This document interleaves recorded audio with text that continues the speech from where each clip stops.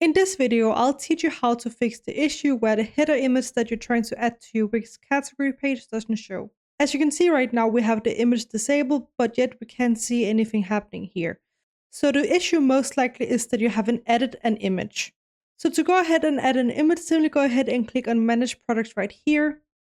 And once this dashboard has opened up, go ahead and click on Categories over here.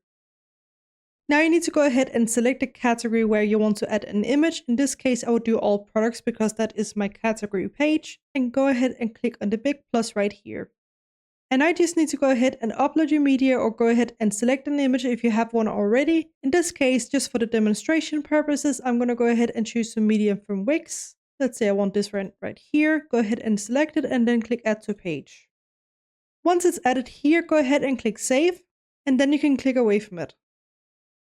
And as you can see, it's now added a header image to your category page in Wix Studio.